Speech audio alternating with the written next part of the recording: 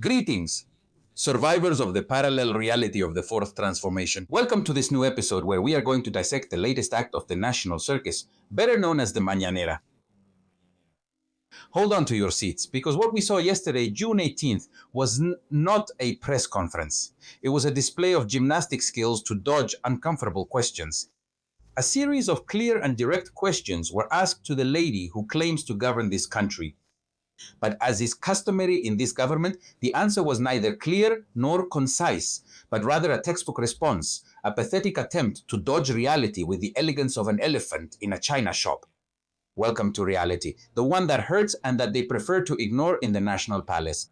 Here, as you already know, I say what others keep quiet about. I don't mince words when it comes to exposing the monumental, literally monumental shamelessness of our political class.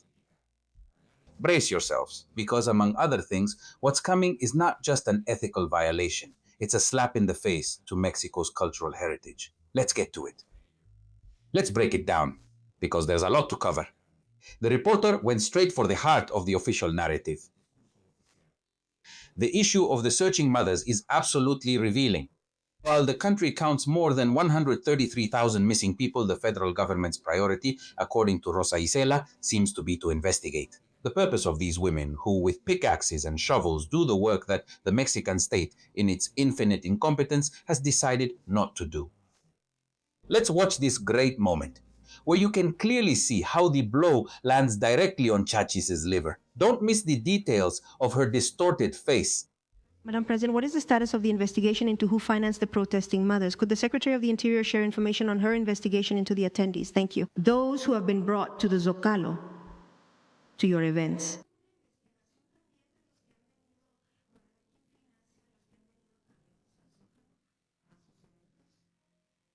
There's no investigation. I'm not going to answer that. Because, first of all, we're not like those from before. Yes. We invite.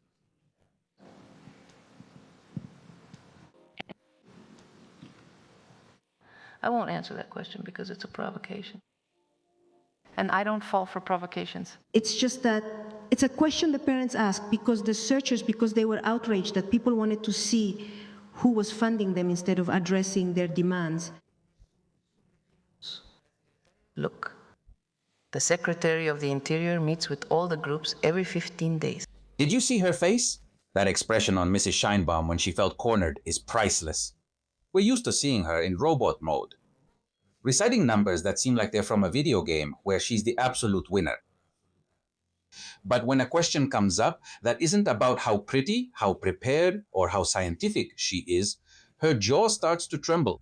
It's fascinating to observe the phenomenon. The transformation is said to be democratic, said to be open, said to be with open doors to the people. But oh, if the people don't ask what's written in the script. The reporter, with her direct style, without sugarcoating, simply put on the table what the administration tries to hide under the rug of other data. And what we saw was not a stateswoman responding with hard facts. We saw a public figure visibly upset, irritated, almost like a substitute teacher being bullied by the students like never before. His reaction was the classic, "I won't rise to provocation's playbook." It's fascinating, isn't it? When the question hurts because the answer is non-existent or miserable, suddenly everything is a provocation. She turned red. Her voice broke, but when it came to giving clear explanations about why victims are being watched instead of the perpetrators, not a single word. "We're not the same," she said. What a consolation being just as inefficient, but with a much more refined moralistic discourse.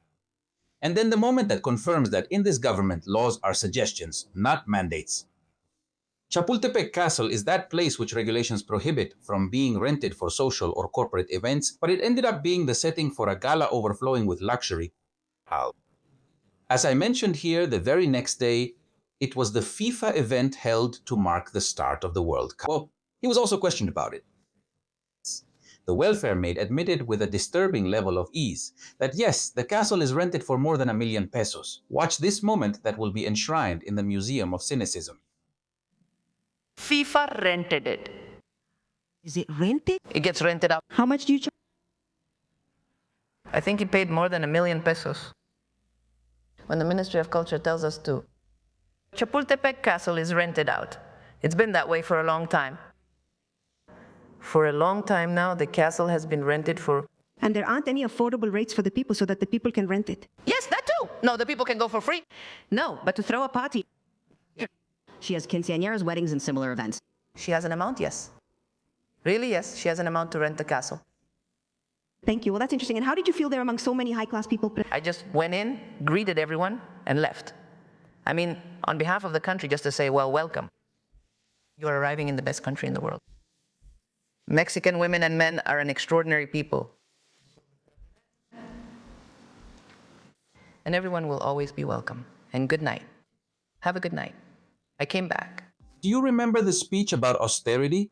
Well, it got stuck in Mexico City's traffic. His justification was a gem of irony. That the cabinet didn't go. That she just stopped by to say hello, that it's been a tradition for a long time. Well, if it's been a long-standing tradition, then I guess the law that prohibits the social use of the museum is nullified by presidential decree. The regulations, which clearly state that only cultural, academic, or scientific events are allowed, were blatantly ignored, all for the shine of FIFA's money. It seems that in the dictionary of the Fourth Transformation, the concept of national heritage has a big asterisk that says subject to availability and to the highest bidder. In a display of mental gymnastics worthy of a gold medal, came out to justify the unjustifiable. Remember she missed the World Cup opening? Such austerity, such commitment to the people. But of course, she wasn't going to miss the luxurious FIFA gala at Chapultepec Castle. There, the hors d'oeuvres, the champagne, and mingling with millionaires were just too tempting to pass up. Claudia's justification was one for the books. She said that FIFA rented the venue for over $1 million pesos, and that it's been available for rent for a long time. Give me a break. As if a check, which, by the way, which account is it going to end up in, could just erase the laws of this country. Since when did Chapultepec Castle become a party hall where any corporation with enough cash can throw a lavish event? Here's where the fun or tragic part comes in, depending on how outraged you are. The inept president wants to sell us the idea that everything is legal, that everything is by the book. But there's a small problem. INA itself says exactly the opposite. Let's review the facts, because data doesn't lie. Even if politicians do. The regulations are strict. The National Museum of History, located in our historic castle, has a clear purpose. Cultural, academic, or scientific events are allowed. The prohibition is absolute. Social or corporate events of any kind are not allowed. So either Sheinbaum is lying to our faces, which, let's admit it, shouldn't surprise us anymore, or she simply broke the law to please the big shots at FIFA. Which part of historic monument don't they get? Is turning the castle into a bar for suit-wearing executives supposed to be a scientific act? Or maybe calculating the cost of the bribe for the next government project counts as a cultural activity? It's fascinating to see how they go on and on about sovereignty, putting the poor first and national pride, but at the first opportunity, they throw the doors wide open to international private interests, letting them use our historical treasures as a backdrop for their orgies. It's the definition of pure cynicism. They mock the federal law on monuments as if it were just a suggestion, like a maybe if I like you. Did they blatantly violate the national heritage? There's no other way to put it. Who authorized this? Who signed the paper so that FIFA would feel like the owner of the castle? A direct question for the INA. Where did the dignity go? This is where we throw the ball to Joel Omar Vázquez Herrera from the National Institute of Anthropology and History. Because someone had to give the order. Someone had to say, yes, let them through. Vázquez Herrera, I have a question for you that all of Mexico deserves to know the answer to. If your institution's regulations strictly prohibit social or business events, on what legal basis? What loophole or shady workaround was used to authorize the use of Chapultepec Castle for a private FIFA event? Why is it allowed to trample on the purpose? What is it that you call Chapultepec? Chapultepec Castle is a monument that tells our history. It's not a party hall for FIFA VIPs to feel like kings for a night. We demand regulations. Exigimos transparencia, not a party hall to treat as such. What about the thousands? Anyway, going back to the topic of the morning briefing, what about the thousands of women in prison? Without them, administrative silence.